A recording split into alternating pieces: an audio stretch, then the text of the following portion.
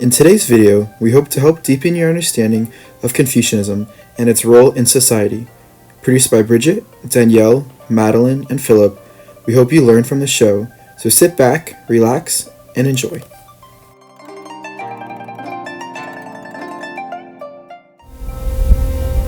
Confucius once said, "By three methods we may learn wisdom.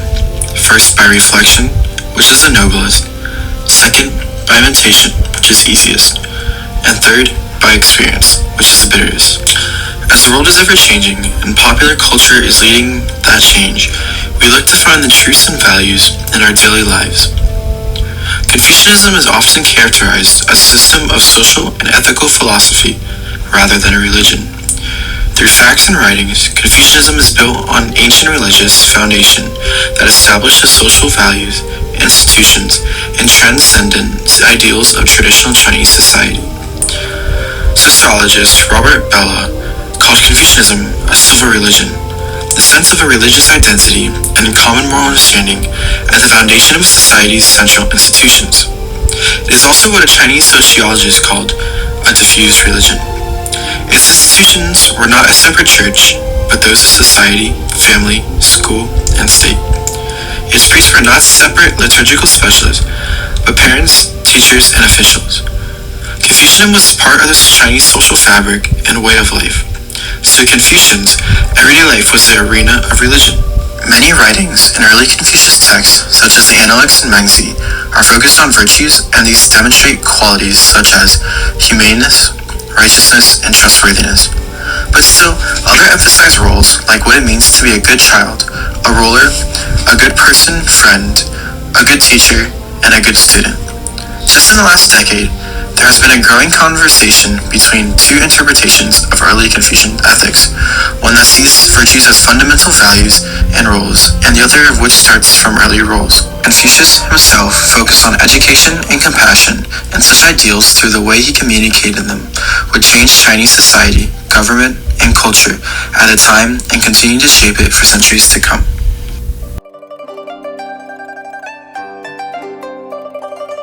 I honestly don't know that much about Confucianism, but I know that they hold specific principles about like self-respect and like self-control and respect for other people, and that they focus on like being Zen and how that's like impacted our modern society with like Zen meditation and like Zen yoga. So I think those are all Confucianism like impacts. It's really interesting to me because it kind of is not religion like we normally think of it. And one of the interesting things when you try to study religions and if you look at world religions and you try to come up with a definition. So we say, okay, here are the different religious traditions, and then we try to figure out, based on that, how would we define religion? But it turns out to be really hard to figure out one kind of area that religion deals with. Sometimes we start out with the basic thing, and it works well for Christianity, that religion is our beliefs about God and how we relate to God. But in Confucianism, there's not a lot of emphasis on God or the divine. And instead, you might say, some people have said, well, Confucianism is more like a philosophy than a religion. Some people have said it's more like a political theory because it really talks about the ideal state and the ideal society. And it does talk about values and the way that we interact and relate to each other.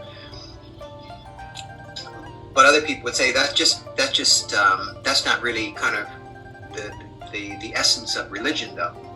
But everybody recognizes that, yeah, we could call Confucianism a philosophy, but it is also a religious tradition as well. So it kind of broadens and challenges our definition of religion if we start out with the idea that it's belief about God, because it really doesn't refer much about God at all. Part of our challenge, of course, is to understand the beginnings of the religion and who was Confucius. So I think you had mentioned earlier about the Analects, and it's probably our most famous source for the teachings of Confucius. But I'll tell you at the same time that we don't know very much about him. So unlike Jesus, for example, where we have 4 different accounts of his life in the New Testament, in the Gospels of Matthew, Mark, Luke, and John, for Confucius, we don't have a whole connected story about his life. And scholars will even debate a little bit, when exactly did he live? Though the common date is that he lived sometime between 551 and 479 BC. Now, that time is really important because if you look at Chinese society and Chinese history at that time, there was a dynasty called the Chu dynasty, and it was kind of falling apart. So around the time Confucius lived was near the period of the beginning of what we call the Warring States in China, where there was a lot of political unrest and fighting and very unsettled times. And so it's against that backdrop, I think, that we can really appreciate the life of Confucius. Mainly, what he was saying is that what we need right now, and sometimes religion comes down to very practical matters, is that we need to create a better society, and a society where there will be peace and harmony. And this is why a lot of what Confucius taught is related to this. And for him, everything should be done in a particular way and in a particular order. And at the heart of a lot of what he taught was a doctrine called the doctrine of Li, or he taught about Li, which was, you could call it proper etiquette. At certain times, it almost becomes more like etiquette rather than even politeness. But at the heart of it, it's kind of rooted in moral principles and values. But Li was doing the right thing in the right way at the right time. So, for example, when Confucius traveled to a little village, right, he had spent his whole life learning the history and the traditions of his people, but you don't want to kind of like be a show-off, right? Nobody likes a show-off. So he didn't kind of make everybody feel like I'm much more educated than you are, more intelligent than you are, right? You don't try to do that to people. So if you're around simple folk, then you kind of act simply. When Confucius, when he worked for a while for a kind of a minor ruler, they would call him the Duke. So when he went in to advise the Duke, of course, that person was the ruler of their little kingdom. So as advisor, you don't go in and tell him, you have to do this, you have to do that, right? You're just the advisor. So you kind of lay out the options, but then you recognize that the ruler is the one who's going to choose which course is the right course. So you kind of state what the options are, and you might even kind of indicate which one you think is the best one, but not too strongly, right? So the idea of Li, it manifests itself in different ways, and there are different ways that you would react. You can't just pick kind of one way to act and then act that way with every person, okay? And that was a lot of what Confucius talked about in detail. At the heart of all of this was a value called Ren. And you see it spelled in different sources in different ways, because there are different ways to write the Chinese alphabet into English. Sometimes it's Jen, sometimes it's Ren, but in any event, you pronounce it Ren. And this was human-heartedness and the idea of compassion, right? So these moral principles were at the core of all of our outward activities that were governed by this practice of Li, or proper conduct. The Zhou dynasty reigned supreme over ancient China from the early 2nd century BCE until the year 256 BCE. During the earlier stages of the empire, power and authority were delegated to various feudal states led by a member of the royal family or by a distinguished royal official. The empire itself, though, was a complex system operated by the central government and King Wu, the first emperor of the Zhou, who ruled justly under the claimed mandate of heaven. The Zhou dynasty would go on to be the longest regime in Chinese history. This extensive reign was not always stable, however. Confucianism, known to us today as Confucius, was born to a general and a concubine during the period of spring and autumn, a time characterized by the decentralization of power and dissent and conflict amongst the leaders of the feudal states. Militant leaders fought for dominance. Hundreds of individual states arose and claimed royal titles for themselves. The once centralized administration had collapsed. Wars raged on between the states, and oppression of the people only grew. The social fabric of ancient China was shifting, and as writer Xin Zhongyao describes, the old order of social life was being destroyed, and a new one was to be set up, while the people were left in endless suffering and misery, husband being torn from his wife and wife being forced to leave her husband, the rich enjoying their luxury while the poor had nothing to rely on. Confucius was orphaned early on in his life, which meant his education and his upbringing were his own responsibilities. Growing up in poverty, he found purpose and insurmountable value in being a man who sought to learn and to grow and to be just. He believed that the chaos and corruption of the period of spring and autumn was born from misuse of tradition and from abuses of power from those that held it. This period was decorated with great thinkers and philosophers, but the voice of Confucius was the loudest and most passionate. Confucius proposed a new order that drew upon many of the same values of the past. It became his lifelong mission to find and cultivate what he hoped would be the perfect government. Thus, the system of social and ethical beliefs called Confucianism was born. He wandered for years, but he steadily grew hopeless, as no government seemed to be willing to be corrected. And so he returned home with his ideas and established his own school. If the current leaders would not have him, he would educate the next generation of them. He wanted to produce, through education and training, young men of virtue called chunju, or superior men. We might refer to them as gentlemen. A superior man was selfless, righteous, kind, and understood the power of music. These superior men, according to Confucius, would restore order and balance and set the standard for who a leader or ruler ought to be. Li, ceremonial and behavioral rituals, was the structure of civilization, he said, and a true leader would follow it honestly and entirely. It would save China from disorder. More insight into the details of Confucian thought will be provided later. The name Confuci was given to him later in his life, as it translates to Master Kong. The people of China regarded Confucius as a great teacher and a wise man. They preferred his methods and practices so much, in fact, that he was ousted from his position as advisor to King Wu because the royal family believed that his reputation would surpass their own. Although most would never come to call themselves Confucianists, the philosophies of Confuci are deeply ingrained in everyday Chinese culture and society. They exist and thrive even without formal acknowledgement. Author Roger Keller likens the significance and relevancy of Confucianism in China to genetic coding. It is natural and inherently part of the DNA of China. During Confucius' own time, people of all classes and social standings embraced his ideas.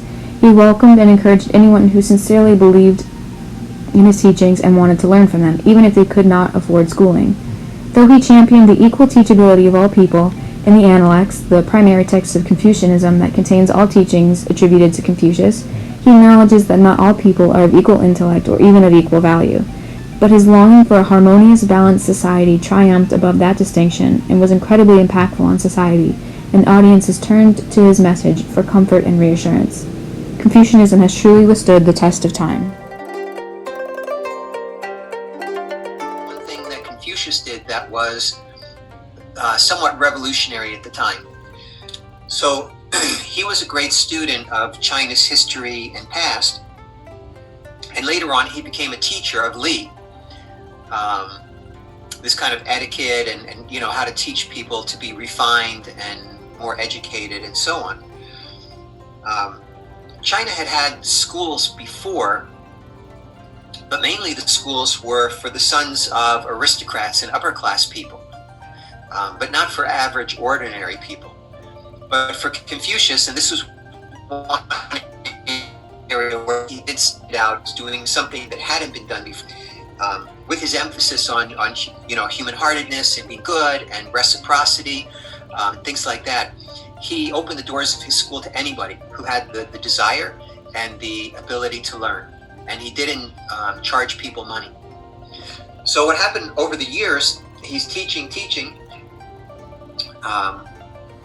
and he had a lot of disciples or followers, and they were very devoted. They learned a lot from him, and they loved, the example that he set for them, and the fact that he welcomed them and he received them.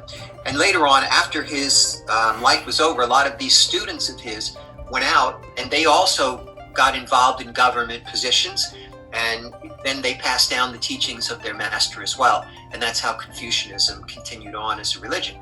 And it really, I'm sure you've been studying this, it became for a long time kind of the benchmark, the study and the curriculum that he set became the benchmark for public servants, right? And that's how, his memory passed down.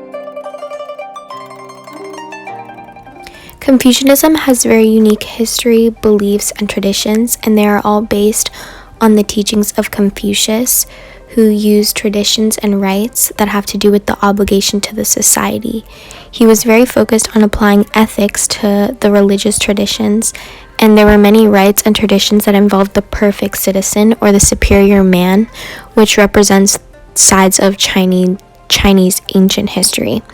And as China takes pride in its social conduct and traditions, Confucianism does this as well.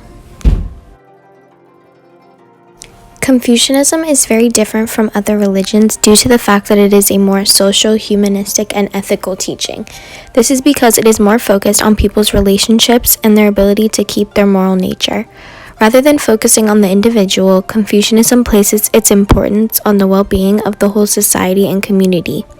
Some see an issue with Confucianism's tradition of its social teachings, saying that it lacks the element of transcendent.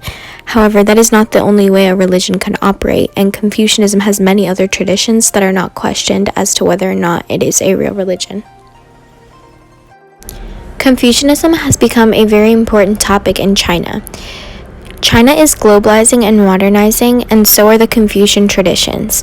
The new generation of people have brought new spiritual traditions to China, such as martial arts.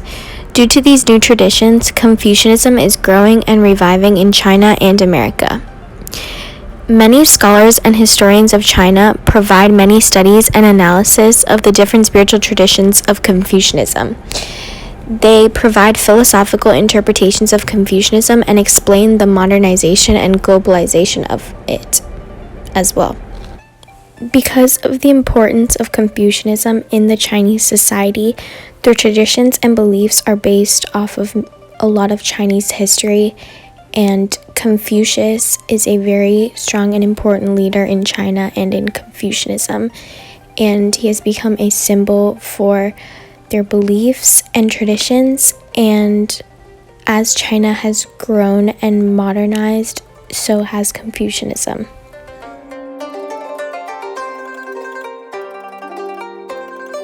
Throughout history, many leaders were often able to incorporate religion into their government systems by following other leaders' ideologies, and this would shape how their societies were formed and how they were run. And this happened often in China with the rise in Confucianism around 500 BC.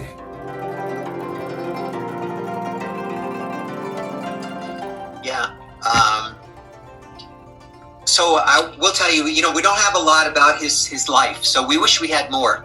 For instance, we don't really know that much about his family.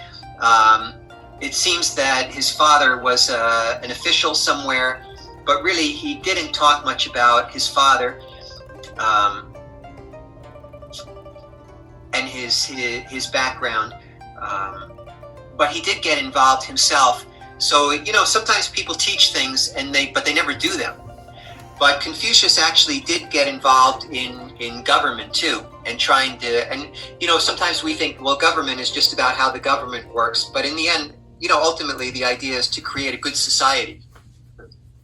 By the way, I will tell you, and this is interesting, we have this debate a little bit in American politics, but it's kind of more on the side. Really, what we think of is, you have a government official, and as long as they're competent at their job, that's fine. From time to time, we'll have debates, but what if the person is not a good person? They may be able to do their job well, but they're really not a good person, right? Do you really want that person leading you or, guiding the government? And what's the role of the government? the role of, we tend to like it in America. We say, well, I want the government out of my life. I want them to do certain things, right? And keep order and keep the roads and police and fire and things like that. But for the rest of it, I want them to leave me alone. I would just want to have my freedom. But what if the government was really there to help us become better people, right? And this is part of, and here you could start to feel like, okay, maybe this really is more like a religion, because it's talking about how to make people better.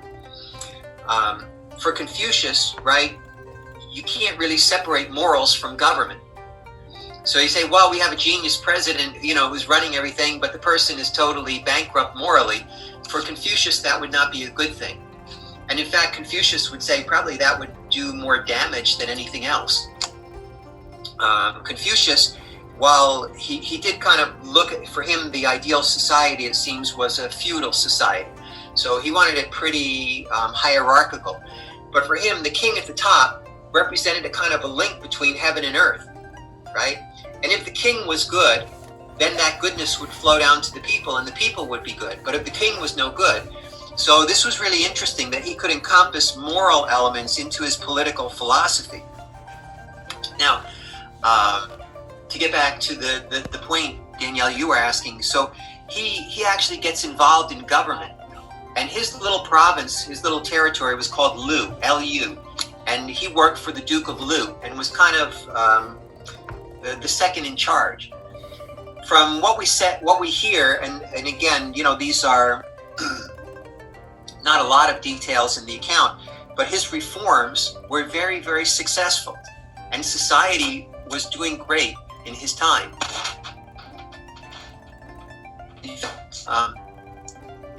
The saying was that during the time when Confucius was in charge, that the kingdom of Lu was so safe that you could leave your door unlocked at night. I don't know if you've ever heard this or experienced it, but in some little towns, people will say, my town is so safe, I don't even have to lock my door at night. And there are people who will literally just, go to bed. They never think about checking, is the door locked, is it unlocked? They just go to sleep and they feel fine. But in Confucius' day, they said, right, everybody was so safe and everybody was so law-abiding and so good, his reforms had really made a difference in people that they didn't even bother to lock their doors. But something happened. And whenever somebody does good, unfortunately, and this is the kind of the struggle that goes on, you would think everybody would say, oh, thank you, Confucius, that was so good, we really appreciate your helping us. But other people were like, no, they were kind of jealous of him. And they said, yeah, but, we should be doing my reforms, not his reforms. And so people intrigued against him even while he was alive and slandered him. And eventually he fell out of favor and he lost his position with the Duke of Lu, even though he had done such a great job. So it seems that people do this. And, in difficult times, there are kind of competing visions. This is how we should proceed. And we see this in American political life too, right? Some people say, oh, we need to go this way. Other people say, no, that's totally the wrong direction. We need to go this way. So that explains a little bit of the reaction. And there were different political philosophies and different political ideas that were around at the time. And so his got shunted aside for a while. But eventually, like I said, these devoted disciples, they preserved his memory and they did really well. And so people wondered, like, where did you get your training from? And, oh, I'm a student of Confucius, right? And so eventually this rose to prominence once again and became really important. And had a big influence, even though in its time it wasn't super influential, but later on it would become really, really influential. China's government is grounded in Confucian philosophy. To be more specific, the Chinese Communist Party, or the CCP, has tried to incorporate some Confucius ideas into their ways of thinking. Confucianism has many communitarian aspects, so the CCP fits right in, and it also provides a system of practice to help shape policies. There are two main sets of political values that operate the Confucian political culture, and they are known as engaging and legitimating values. The engaging values are described as human affection, and the legitimating values are also known as the mandate of heaven. Both the CCP and Confucianism use the idea of harmony, which in their case indicates that there is a basic order linking heaven, nature, and man, known as the cosmos.